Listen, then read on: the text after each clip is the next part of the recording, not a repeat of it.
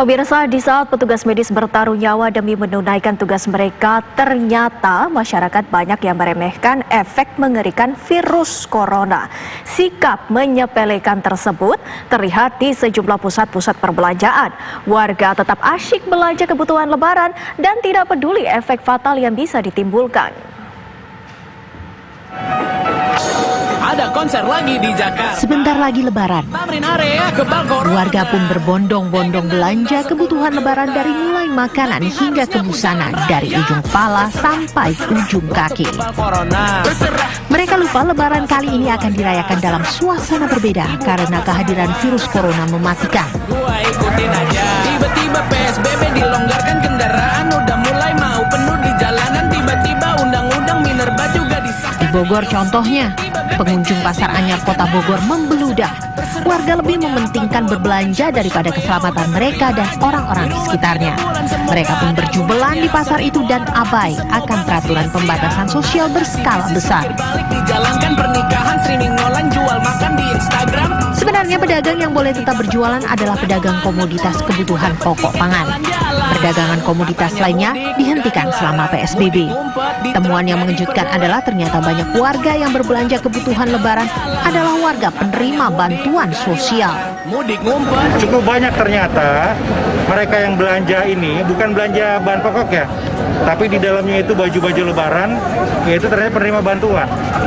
Ada beberapa kemungkinan. Pertama, mungkin ini yang masuk kategori bantuan yang salah sasaran. Ya, karena pendataan yang tidak akurat sehingga sampai bukan kepada yang betul-betul membutuhkan. Yang kedua, kriteria sudah tepat, tetapi digunakan tidak dengan semestinya, digunakan untuk konsumtif gitu.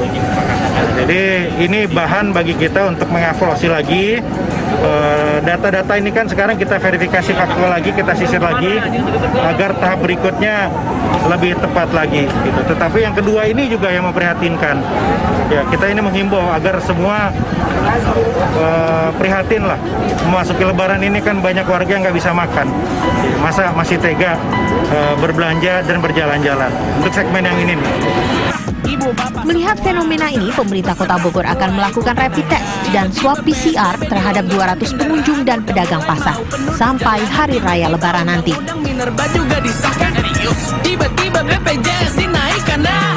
Sementara di Kabupaten Bekasi, Satpol PP bersama tim gugus tugas percepatan penanganan COVID-19 menyegel sebuah pusat perbelanjaan di sana.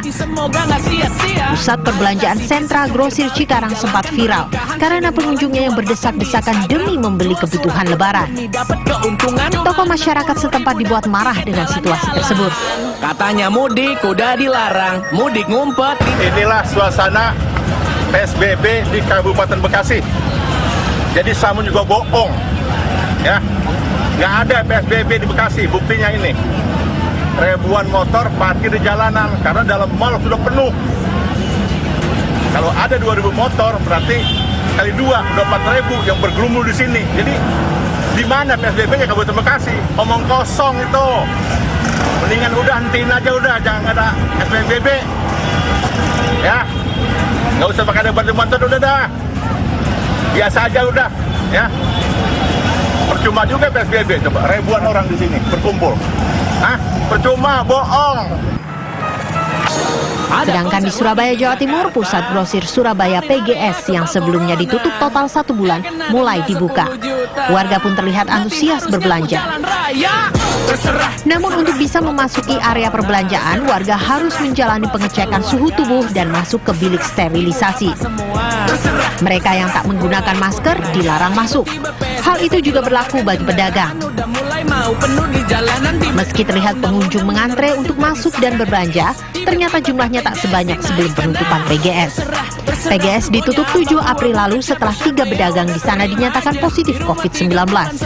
PGS pun harus diisolasi selama 14 hari. PGS kembali ditutup saat pemberlakuan PSBB tahap awal bulan Mei. Tim TV One mengabarkan.